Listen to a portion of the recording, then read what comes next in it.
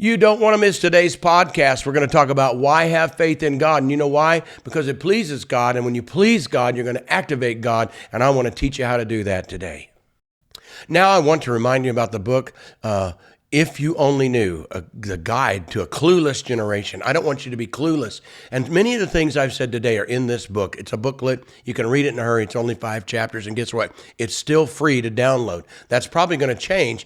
And we have books that, the regular books you can put in your hand now. And we'll be selling those. They're not very expensive, but just to make up the cost. But right now you can get it free. You need to get it because it's going to help you understand what's going on in America and what can we do about it to change our future. A flood of bad things might be trying to come, but it's not impossible. It is preventable. And that's what this book is.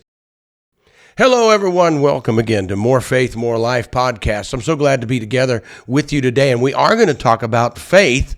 And I like the subject, why we should have faith. Why have faith in God? Why have faith in God? Now, when it was said in Mark 11, Jesus said that to his disciples. They were talking about, they're in Jerusalem. Look at all the beautiful buildings around us and all the structures.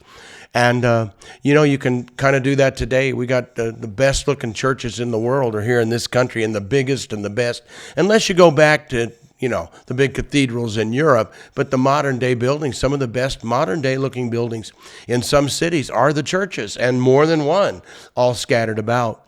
And so we can sometimes get off on the buildings and feel a security that maybe everything's okay. And the fact that we have a beautiful building, and that's what they did. They looked at the temple and said, look at this magnificent temple. I guess with such a great building as this, things must be going okay. And it wasn't going okay. There was a lot of corruption, as you know, and Jesus had to go in and clear it out and make proclamations and that. And so when they say, look at all these beautiful buildings to Jesus, his response was, have faith in God. And you know why he made that response? Is because there was going to be a big change in Jerusalem and in Israel due to the Romans that would come and destroy those buildings, especially the temple in 70 AD. Just, some 40 years later about. And so things were going to change. And that's why I want to talk to you today. First of all, is I feel such a pull to try to tell people from the Holy Spirit to tell people things are going to change. If you're new to listening to me, then that's something you need to grab hold of. But I've been saying it for years, the last few years, to prepare our church and the people I'm associated with to prepare your mind for change. Things are going to change.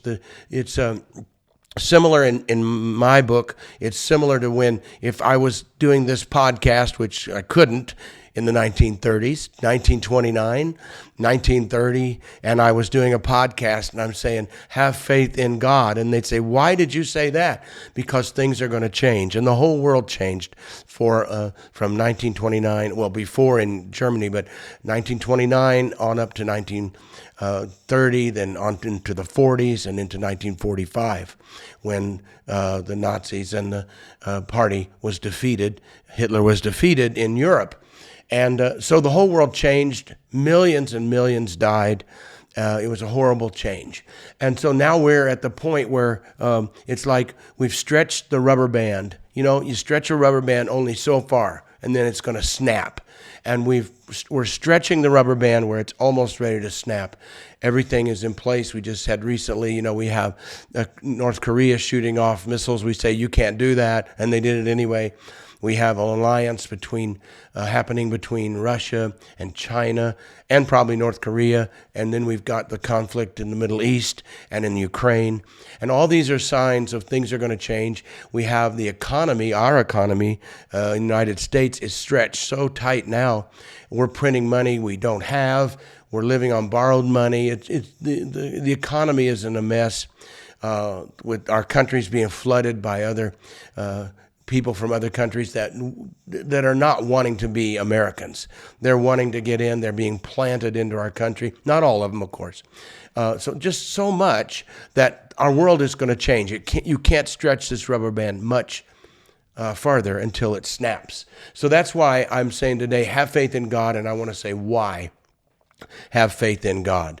Because this is the point where you want to know that you have to believe, have faith in God, all right? And the reason it's important because the writer of Hebrews said, it is impossible to please God without faith. Without faith, it's impossible to please God.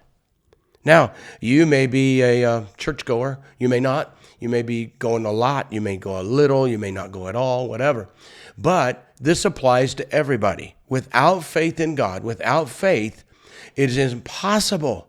Impossible. You know, if God says something is impossible, it is impossible, right? And we kind of lean on scriptures that say nothing is impossible with God, right? Except this one is. This is impossible because this goes on you. Without faith, it is impossible to please God. And so faith believes in the unseen world, right? Faith is the substance of things hoped for, but it's evidence. Faith is the evidence of the unseen world, of things you can't see. It's speaking about those things. It's living according to the unseen world that pleases God. Now, if it's impossible to please God without faith, then why are you trying?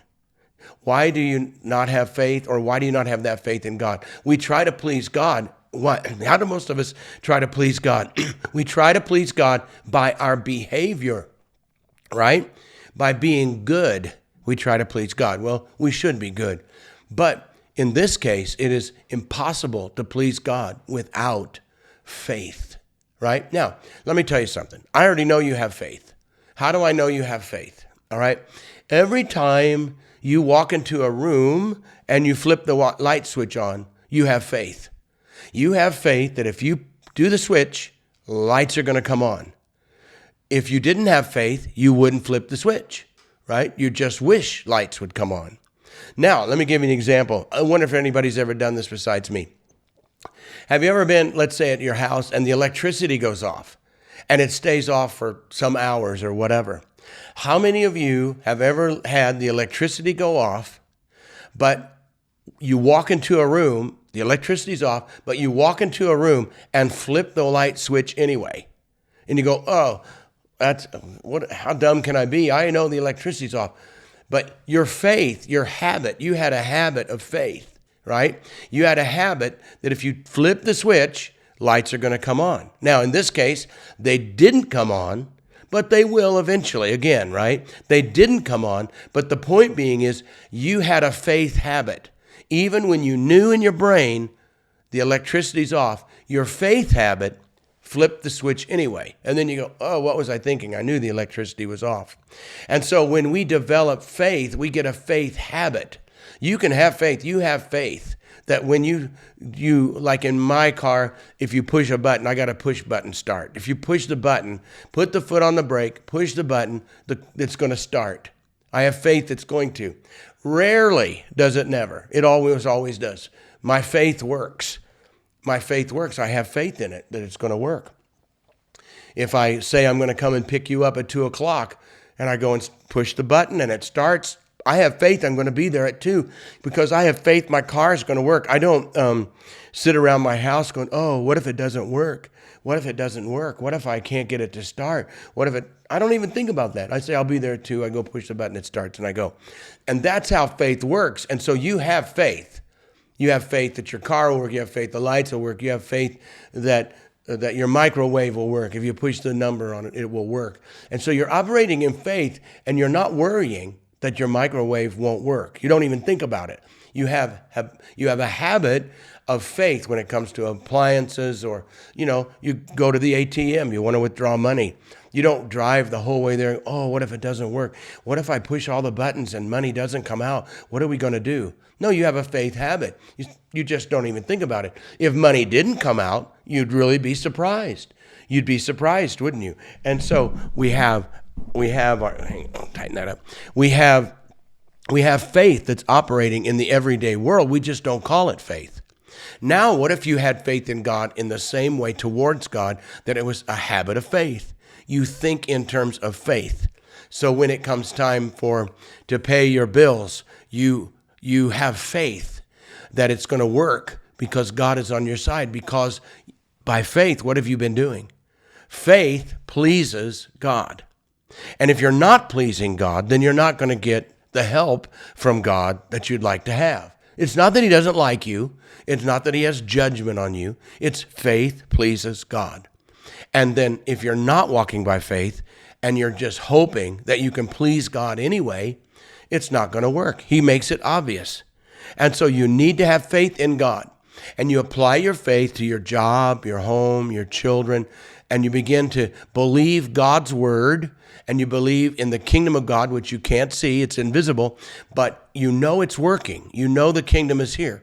And so you give generously. God is a generous God. So like I try to get people to understand, you need to tithe to your church. You need to tithe because that is your faith working. And somebody might say, well, I don't believe the tithe is for today. Okay.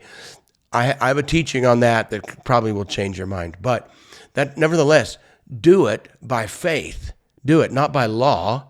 Do it by faith. Not because it's a law, but because you want to exercise your faith and you want to give 10% of what belongs to God. It still belongs to God, whether it's Old Testament, New Testament. And anyway, and you do it by faith. I tithe by faith. I always have.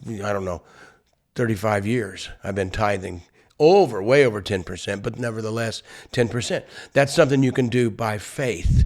And then if you start running short, it doesn't look like it's going to work out. Start praying. Talk to God. Start speaking faith. I know God's going to get me through this because I have faith in God. Now, if it's impossible to please God without faith, then why are you trying? Okay, now let me explain this when I raised my kids, okay? So when I raised my kids, I never lost my temper. I don't ever remember yelling and screaming at them or threatening, because I'm angry, cross that line as an angry parent. I don't ever remember doing that. I don't recollect that.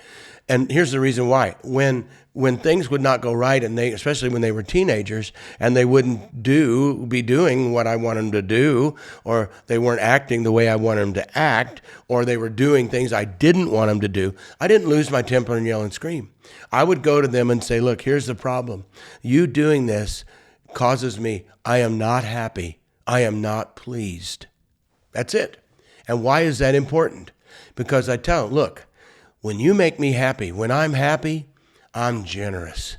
When I feel good and I am pleased at what I see around me, you know what? I am generous, and I like to give money, and I like to give gifts, and I like to see you use that phone and enjoy the phone that you're carrying around with you because I'm happy with the way things are. I am pleased with how things are going. So enjoy the phone, enjoy the blessings, enjoy the car, whatever, because I'm happy and I'm pleased.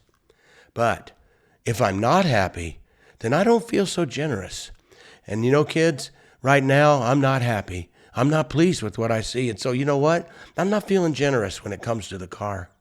And you know what? I'm not feeling generous when it comes to that phone. In fact, I think maybe I'll just take that phone back right now. It's my phone anyway. I'm paying for it. I'm just going to, I'm going to take that phone. I'm going to hold on to it until I get happy again, until I get pleased again.